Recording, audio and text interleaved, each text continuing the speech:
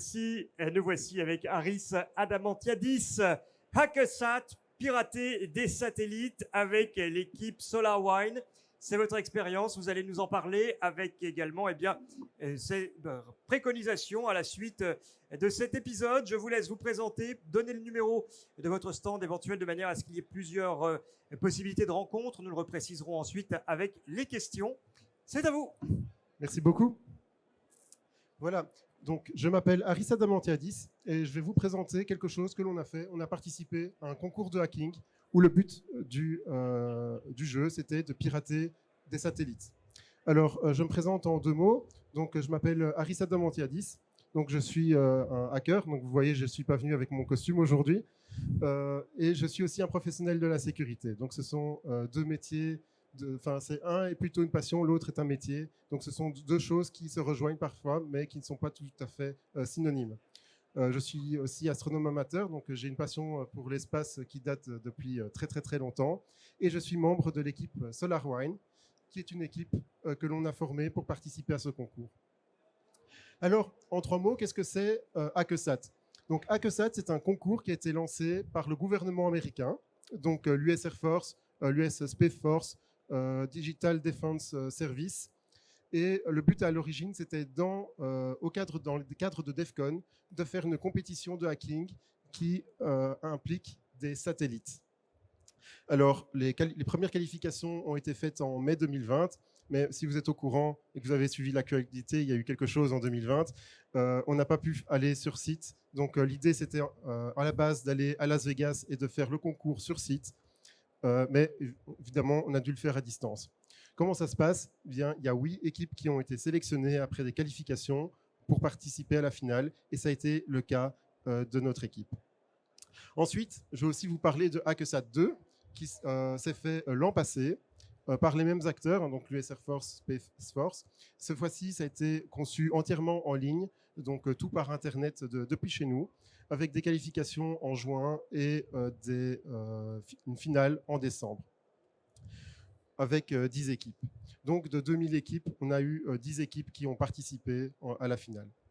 Alors, qu'est-ce que c'est un CTF? Donc, généralement, quand je parle des techniciens, tout le monde a entendu parler des CTF. Des fois, quand je parle au grand public, ils se demandent des concours de hacking, qu'est-ce que c'est? Bien, le but d'un CTF, en fait, c'est un concours dans lequel il y a des épreuves, dans lequel le but, c'est de pirater des choses. Donc, on hack, on pirate un service ou un objet pour réussir à voler un flag qui est à l'intérieur, donc un petit fichier texte qui dit qu'on a gagné des points. Et donc, chaque fois qu'on vole un de ces drapeaux, on gagne des points et à la fin, on voit qui est le meilleur. Alors, c'est un avantage pour plein de monde. Donc, d'abord, pour les participants à ces concours, eh bien, ils apprennent des nouvelles techniques, ils apprennent des nouvelles technologies. Donc, jusque-là, la plupart de ceux de l'équipe n'avaient jamais touché à des technologies satellites avant de participer à ce concours. Et ça vous permet aussi de trouver des raccourcis auxquels personne n'avait pensé. Donc, chaque année, dans les concours de CTF, il y a toujours une manière de résoudre une épreuve qui n'a pas été imaginée par les organisateurs. Ensuite, pour l'organisation, eh bien, eux, ils récupèrent du PR, donc réussir à faire de la publicité pour la sécurité, faire de la promotion, de la sensibilisation pour la sécurité de leurs produits. Et aussi, ils apprennent à détecter les attaques et à comprendre comment fonctionnent les hackers. Donc, si vous voulez pirater, apprendre à sécuriser un site web, eh bien, pour réussir à vous protéger, à détecter les attaques, il suffit de lire, d'écouter ce qui se passe sur Internet et vous finirez forcément par être hacké, ou par être en tout cas attaqué. Pour un satellite, c'est un peu plus compliqué parce que le ticket d'entrée est un peu plus élevé. Voilà, alors ça c'est notre équipe, SolarWine. Nous sommes des francophones en grande partie de France. Moi je suis de Belgique, donc je suis un petit peu en retrait pour tout ça. Et on a des gens qui font partie de grandes sociétés de cybersécurité ou affiliés à des centres de recherche dans la cybersécurité, dans des grands groupes. Alors, dans les qualifications, c'est la première étape dans laquelle participent beaucoup de gens. Donc, la dernière année, il y a 2000 équipes qui ont participé à ces qualifications. Et le but de ces qualifications, c'est de voir si notre équipe est capable de résoudre des problèmes de base dans l'astronomie et dans l'astrophysique et tout ce qui a rapport avec la technologie satellite. Donc on a des calculs astronomiques, donc réussir à positionner un satellite dans l'espace, de la radio, donc comprendre des messages radio, de payload, donc c'est-à-dire attaquer les services qui tournent sur des satellites ou en tout cas sur des simulateurs de satellites. Et donc notre équipe a été qualifiée, on a reçu un vrai satellite, donc ce que vous voyez là, c'est une photo d'un satellite sur un de nos bureaux, et on a pu l'étudier pendant quelques mois pour savoir comment il fonctionnait, quels sont les technos qui tournent dessus, etc.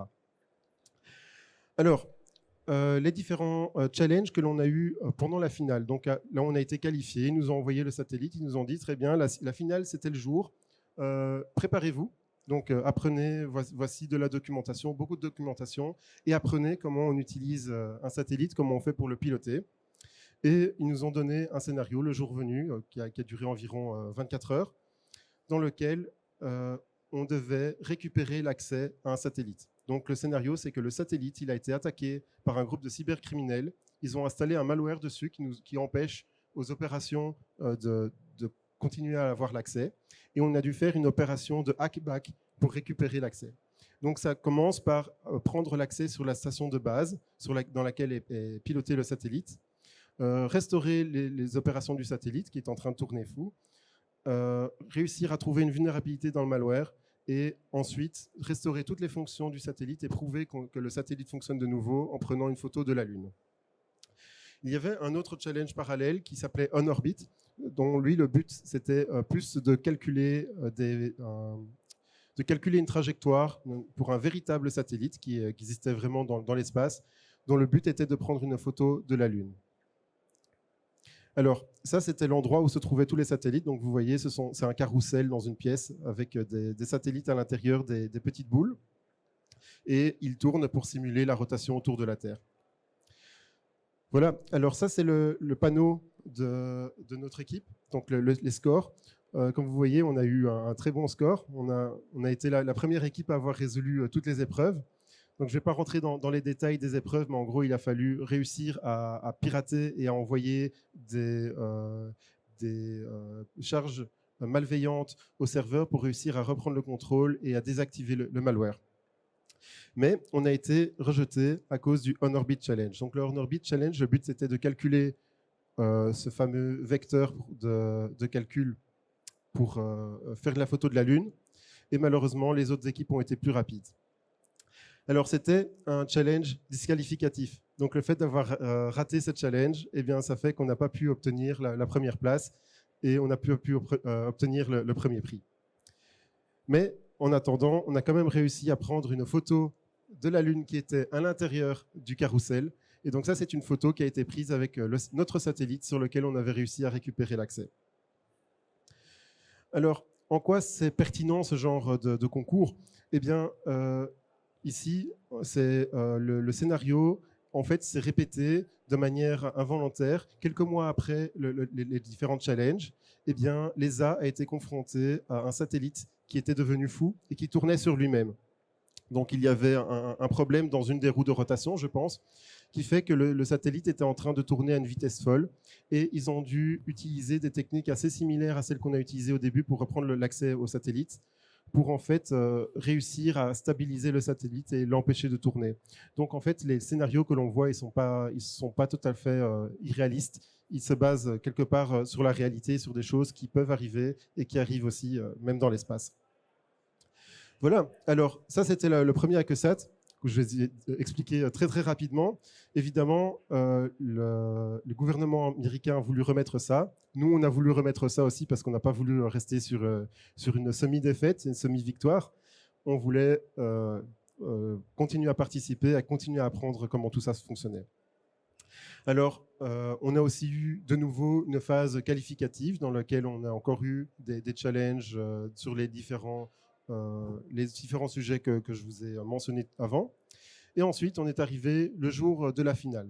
Donc, 4 jours avant la finale, on reçoit une machine virtuelle avec dedans un simulateur de satellite avec tous les différents sous-systèmes. On a eu 3 jours environ pour pouvoir analyser comprendre comment fonctionnaient les flux de données à l'intérieur de ce simulateur de satellite et pouvoir être prêt pour le jour de la finale. Ensuite, quand on est arrivé le jour de la finale, eh bien, on a eu une série de challenges qui étaient légèrement différents de ceux de l'année passée. Donc, cette année, chacun avait encore son propre satellite, mais on avait un petit peu moins d'accès dessus. Donc, la première chose qu'il avait fallu faire, c'était obtenir l'accès sur le satellite. Donc, réussir à lancer les bonnes séquences d'initialisation dans un logiciel qui s'appelle Cosmos, donc qui est utilisé pour piloter les satellites. Donc là, clairement, on était sur de la techno satellite de base, réussir à comprendre comment on pilote un satellite, comme quand on pilote une voiture. En gros, c'était mettre la clé dans le contact. Le challenge 3 était un challenge de crypto, donc la cryptographie. Il fallait comprendre, reverse engineer, donc comprendre le fonctionnement d'un programme qui était utilisé pour communiquer avec les satellites des autres équipes. Grâce à ce programme, une fois qu'on a cassé les clés de chiffrement, on a pu envoyer des messages aux autres satellites et ça nous ouvrait la voie pour pouvoir exploiter des vulnérabilités dans les autres challenges qui étaient par après. Les deux challenges supplémentaires, ce sont des challenges. Enfin, le premier, c'est un challenge qui tournait sur un service au sol. Et le suivant était dans un service dans l'air, entre guillemets, parce que c'était sur du simulateur, mais c'était sur un service qui tournait sur un satellite. Et ensuite, le dernier challenge était une faille de type sérialisation, le genre de vulnérabilité que l'on trouve vraiment très habituellement dans des gros frameworks qui sont utilisés pour soit des données scientifiques ou bien pour l'industriel. Voilà. Alors, comment ça se passait? C'était un attaque-défense. Donc, le but, c'était d'attaquer continuellement les satellites des autres équipes. Et pour nous, le but, c'était de se défendre, donc éviter qu'on nous attaque. Alors, comment ça se passe? Donc là, vous voyez une capture d'écran d'une discussion qui s'est faite, enfin pas vraiment une discussion, mais plutôt une présentation qui a été faite le jour même, en temps réel, par les organisateurs. Donc la personne que vous voyez là fait partie de l'organisation de Hackesat. Et il explique au public comment fonctionne le setup et ce que les équipes doivent faire à ce moment.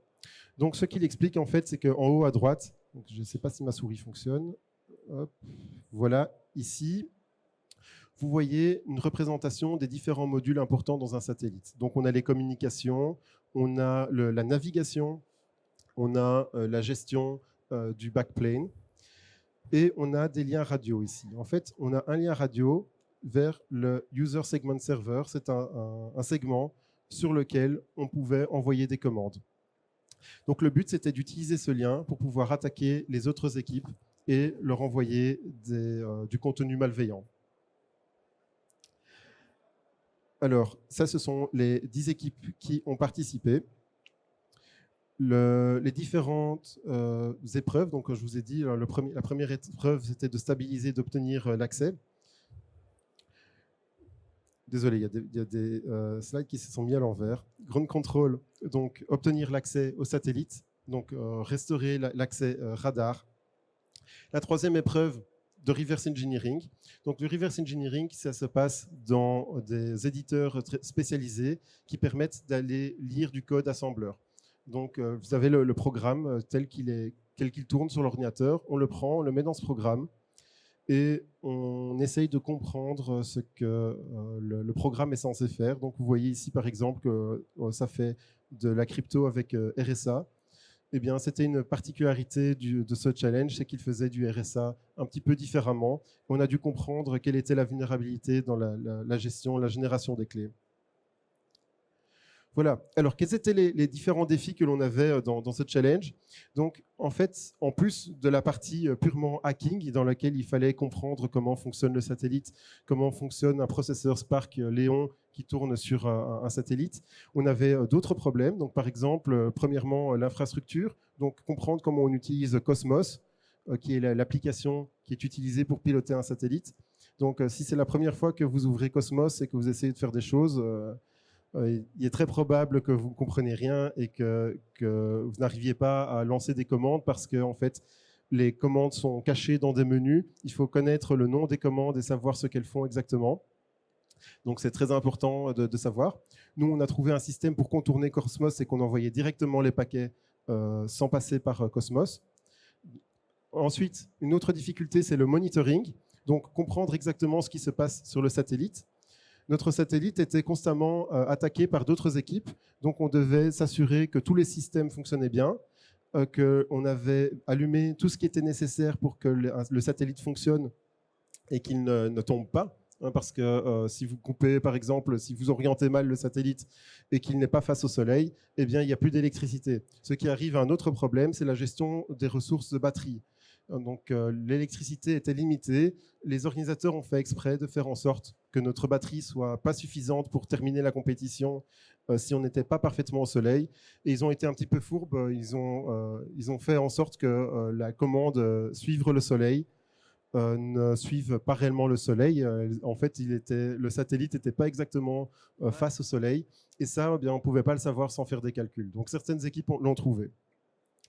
Les communications, évidemment. Donc, on s'est rendu compte que la radio consommait énormément de courant, mais on ne pouvait pas juste l'éteindre parce que sans communication, eh bien, on n'est plus capable d'envoyer des ordres au satellite et le satellite est considéré comme étant mort. Donc, toutes ces choses-là étaient très importantes parce que la disponibilité du satellite comptait pour énormément de points. Et donc, il y a des équipes qui ont perdu simplement parce que dans les premières heures, elles ont un petit peu trop expérimenté sur on coupe ceci, on coupe cela, et elles ont perdu des points très très précieux qu'ils n'ont pas pu récupérer à la fin. Alors, la difficulté des exercices techniques, évidemment. Donc, ce sont des architectures qui ne sont pas très communes aujourd'hui sur les ordinateurs. C'est assez spécifique quand même. Et donc, il a fallu apprendre comment fonctionnent ces technologies et réussir à faire du level up. Et ensuite, il y avait un aspect défense que beaucoup d'équipes n'ont pas très bien vu. Parce qu'en fait, on pouvait donner des ordres au satellite, mais on pouvait difficilement lui dire ah, tel paquet tu refuses, tel paquet tu acceptes. Alors, notre équipe, elle a réussi quand même à se défendre. On a trouvé un moyen, c'est qu'on s'est rendu compte que les exploits qui étaient censés tourner, des autres équipes qui étaient censées tourner sur notre ordinateur, sur notre satellite, eh bien, ils étaient en train d'envoyer le flag, donc le petit drapeau. Ils l'envoyaient dans une zone mémoire, et puis cette zone mémoire était recopiée pour être envoyée à l'extérieur. Et donc, on a utilisé des commandes qui permettaient d'écraser la mémoire et donc d'empêcher ce petit flag d'être envoyé chez les autres équipes. Donc les autres équipes, ils arrivent à exploiter la vulnérabilité chez nous, mais ils n'arrivaient pas à récupérer le gâteau. Donc là, on était contents, on a gagné des points grâce à ça. Alors le monitoring, donc c'est très important de comprendre exactement tout ce qui se passe sur le satellite. Ça, c'est le tableau de bord que l'on a fabriqué dans la première heure de la compétition. Donc c'est du Grafana, dans lequel on voit toutes les métriques importantes qu'il y avait donc ici, le plus important, évidemment, ce sont les points. Donc, vous voyez, nous, on est en vert ici, tout en haut. Alors, les commandes qu'on a réussi à envoyer, les last round points, donc ça, c'était très important, c'est quelles équipes ont gagné des points et quelles équipes ont perdu des points en dernier. Donc ça nous permettait d'avoir du feedback pour savoir si on était dans le bon ou si on était dans le mauvais. Voir aussi l'état de la batterie. Donc, on monitorait l'état de la batterie de toutes les équipes pour voir s'il y en avait qui avaient de l'avance. Donc, pour essayer de comprendre pourquoi ils ont plus de batterie que nous. Et aussi, surtout, nous, est-ce qu'on a des problèmes de batterie ? Le taux de recharge des batteries, etc. Donc, ce tableau de commande était très, très utile pour pouvoir établir une stratégie viable pour pouvoir gagner la compétition. Et puis, le moment fatidique est arrivé. Ils ont déclaré les vainqueurs en live sur YouTube. Et l'équipe SolarOne a gagné la première place, le prix de $50 000. Bravo. Merci. Voilà, on était très contents de pouvoir gagner cette fois-ci parce qu'on l'avait un petit peu mauvaise pour la fois passée, même si on l'a rien dit qu'on avait été très sage. Et on pense que c'est aussi une très bonne initiative pour pouvoir promouvoir la sécurité dans le secteur spatial. Voilà, alors qu'est-ce qu'on a fait de tout ça ? Eh bien, avec tout ce que l'on a fait lors des compétitions, ce n'est pas arrivé nulle part, parce que d'abord, tous les challenges sur lesquels on a travaillé ont fait l'objet de write-ups. Donc, les write-ups, ce sont une sorte de rapport dans lequel on écrit ce qu'on a fait, comment on a résolu le problème, quels sont les différents challenges que l'on a eus, quelles sont les idées que l'on a eues. Nous avons fait aussi des softs qui nous ont aidés à résoudre certains problèmes. Donc, par exemple, pour la première année, eh bien, on a fait un simulateur QEMU. Donc, QEMU, c'est un émulateur, un moteur de machine virtuelle. Eh bien, on a fait les adaptations nécessaires pour que le satellite, l'image satellite qu'ils nous ont donnée, puisse tourner sur le simulateur. C'était extrêmement important pour pouvoir développer des exploits, parce que certaines équipes étaient directement en train de travailler sur leur satellite, et sur le satellite, il n'y a pas de debugger. Donc, écrire des exploits sans debugger, c'est très compliqué. Alors, on a aussi écrit la librairie Space Packets. Donc, Space Packets, c'est le protocole de communication entre la maison, entre le ground segment et le satellite. Et on a réécrit des outils pour pouvoir les envoyer qui sont un peu plus adaptés aux usages des hackers, donc qui permettent directement d'envoyer les paquets depuis nos programmes de piratage. Alors évidemment, on a fait des présentations. Et il y a Hackesat 3 et 4 auxquels on compte bien participer. Donc Hackesat 3, on a déjà participé aux qualifications. On a été qualifié avec la 4e place. Ça va se tenir en octobre et on compte bien y participer.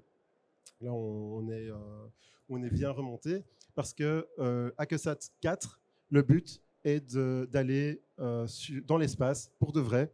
Et donc, Hackesat, on a l'intention de mettre des satellites en orbite, un par équipe, et faire la compétition de hacking de satellites directement en orbite depuis l'espace. Eh bien, quel programme ambitieux! Tout à fait. Et voilà, une autre chose auquel je voudrais parler, c'est que je suis membre d'une ONG qui s'appelle ICON, dans laquelle on est en train d'organiser un CTF nous-mêmes. Et on espère pouvoir rajouter des éléments spatiaux dans ce CTF. Si quelque chose comme ça vous intéresse, nous, on cherche des partenaires parce que ça demande quand même beaucoup d'organisation et de travail. À quel stand peut-on vous trouver sur le FIC? Alors, malheureusement, je suis en roue libre. En itinérance, oui. Donc, si vous voulez me parler, je reste ici encore pendant une demi-heure si nécessaire. Sinon, je peux partager mes informations, mon Twitter ou quoi que ce soit avec vous, ou LinkedIn, si vous êtes intéressé de parler avec moi. Très bien. Eh bien, écoutez, on va passer au temps des questions-réponses. Y a-t-il une personne qui souhaite poser une question, intervenir, ou une remarque, quelque chose? Oui. Bonsoir. Votre équipe est constituée de combien de personnes? Est-ce que c'est plutôt des jeunes? Est-ce que c'est des vétérans? Oui, c'est vrai, c'est important de le dire. Je pense que je ne l'ai pas dit. Donc, nous sommes une vingtaine de personnes. Alors, l'équipe se renouvelle régulièrement. Donc, on a quelques membres de l'équipe de la première année qui ont arrêté parce qu'ils n'avaient plus le temps. On a recruté dans différents des amis d'amis. Donc, en gros, on s'est formé en se disant, voilà, on a tous vu de notre côté l'annonce passer. Voilà, il y a un concours Hackesat qui va se faire. On a tous fait un petit peu de CTF à gauche, à droite, et finalement, de fil en aiguille, on a fini par constituer cette équipe francophone. Voilà, et chaque année, donc cette année, on a recruté 3 ou 4 membres qui amènent des compétences que l'on n'avait pas avant. Parce qu'évidemment, on est nombreux parce qu'il y a beaucoup de compétences qui sont nécessaires pour pouvoir faire fonctionner ce genre d'équipe. Et il n'y a pas l'équivalent à l'ESA? Attendez, on n'a pas entendu votre question, on va avec la régie. Il n'y a pas d'équivalent à l'ESA? Alors, à l'ESA, il y a eu il n'y a pas exactement à l'ESA, donc il y a eu le concours Hack SciSat qui a été organisé par SciSec, dont quelques personnes sont ici, je les ai vues dans la salle. Et le but était de travailler sur un satellite de l'ESA. Malheureusement, ça n'a pas pu avoir lieu directement sur le satellite de l'ESA parce que c'est arrivé juste pendant la crise de l'Ukraine. Et voilà, l'ESA s'est un petit peu retourné. Mais je ne serais pas du tout étonné de voir ce genre d'initiative fleurir à gauche et à droite dans d'autres acteurs du spatial.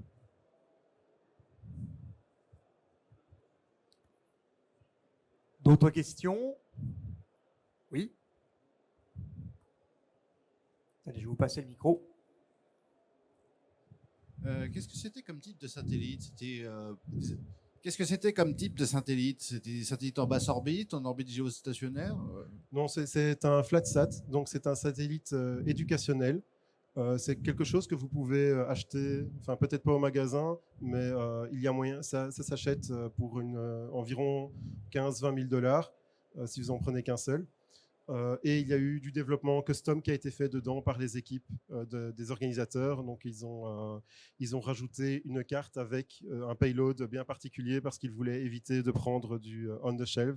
Ils voulaient que ce soit leur solution à eux. Éviter aussi que ça ressemble à des satellites militaires parce qu'évidemment, ils ne veulent pas qu'on se mette à pirater directement des technologies militaires. En tout cas, pas dans quelque chose ouvert comme ça. Mais voilà, ce sont des technologies qui sont plutôt ouvertes. Et ça se démocratise de plus en plus. Et donc, c'est du FlatSat qui est destiné à la basse orbite, pour répondre à votre question. Merci. Une autre intervention, une autre question? Alors moi, je vais vous en poser une. J'avais eu d'ailleurs ce matin l'intervention de Maurice Michel Didlot qui, lui, racontait son expérience sur comment il a piraté justement un des nanosatellites de l'ESA. C'est effectivement le même, on va dire, protocole que vous semblez décrire sur l'initiative. Oui, tout à fait, oui. Et lui disait qu'effectivement, dans le travail et dans la chaîne d'intervention permettant à la fois de prendre le contrôle de ces satellites et ensuite d'en rétablir le fonctionnement, il y avait toute une strate de compétences, de multiples strates de compétences qui venaient à la fois sur, grosso modo, du travail mathématique et du travail de compétences à la fois en création de lignes de code. Et en même temps, il y avait d'autres, j'allais dire, non pas corps de métier, mais d'autres talents ou d'autres profils qui venaient en complément pour pouvoir justement ajuster et faire en sorte bien que les travaux successifs puissent prendre un sens et finalement une action concrète, soit de réparation, soit d'infiltration. Tout à fait, tout à fait. Donc, en fait, c'était ça qui était testé dans les différents niveaux de qualification. Donc, je vous ai parlé de l'astrophysique, des calculs astronomiques, des calculs de radiofréquence et de communication radio. C'était pour s'assurer en fait que les équipes ont toutes et toutes les compétences nécessaires dans leur équipe pour pouvoir participer à la finale, parce que ça serait bête d'être bloqué à la finale parce que l'on n'arrive pas à orienter le satellite vers le Soleil, par exemple. Et donc tout ça, ce sont des compétences très différentes qu'on a obtenues très très rapidement au début, mais que maintenant on arrive à faire venir par des gens qui, eux, ont réellement travaillé avec ce genre de technologie. Autre chose, et pour terminer, peut-être effectivement vous le mettez en lumière, le fait qu'il y ait à la fois des personnes extrêmement compétentes en astrophysique, en mathématiques, en spécialité d'ondes radio.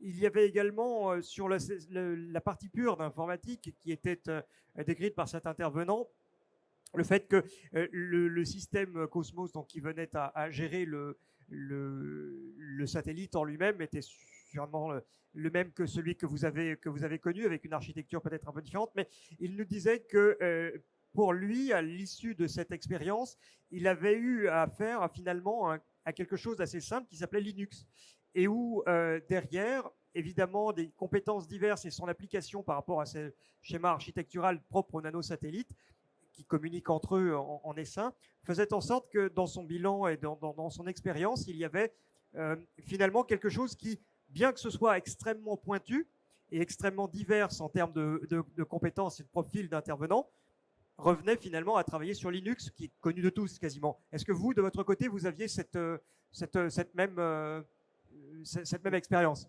Alors, les satellites sur lesquels on a travaillé n'étaient pas du tout basés sur Linux, mais je rejoins ce qu'il a dit, c'est que en informatique, au plus on creuse dans les couches, au plus on tombe sur des fondamentaux. Donc, par exemple, les fondamentaux de la virtualisation, ben, ça existe depuis 50 ans. C'est pas parce qu'on en fait beaucoup aujourd'hui dans le cloud que ça a été inventé aujourd'hui. Les systèmes d'exploitation existent depuis des soixantaines d'années aussi. Donc, en fait, tous les concepts qui fonctionnent, qui régissent le fonctionnement des ordinateurs sont globalement les mêmes dans toutes les architectures. Après, il y a toujours des petites différences. Donc, lorsque vous travaillez sur du Linux, eh bien, tout ce que vous avez appris qui est spécifique à Linux est réutilisable tel quel. Ici, on a dû réapprendre quand même beaucoup de briques au niveau du système d'exploitation, parce que c'est un système d'exploitation en temps réel très différent. Si vous plantez, il y a tout qui plante et ça redémarre. Donc, on est très différent d'un système à la Linux quand même. Merci pour votre retour d'expérience et puis bravo encore pour votre victoire. Bonne chance Merci à pour vous. les prochaines éditions. Octobre pour la prochaine, vous m'avez dit? En octobre, oui, c'est ça. En octobre. Eh bien encore, merci à vous. Bravo. Merci. Et nous vous retrouverons demain avec encore votre intervention qui pourra avoir lieu. Alors, je suis en train de regarder le programme. Autant pour moi, je ne vous vois pas demain. Mais par contre, vous êtes ici avec du temps qui vous est donné. Si vous avez dans le public la volonté eh bien, de prendre des coordonnées, de dialoguer ou en tout cas eh bien, de profiter de ce temps d'échange et de cette scène, n'hésitez pas. Et bien, pour conclure cette première journée de Hacking Lab, merci à vous de votre présence. Vous avez été nombreux sur les différentes sessions ce matin et cet après-midi. Et pour enfin conclure, les dernières programmations sont consultables sur le site du forum. Vous aurez le programme de toutes les conférences. Merci de votre participation et très bon forum à tous.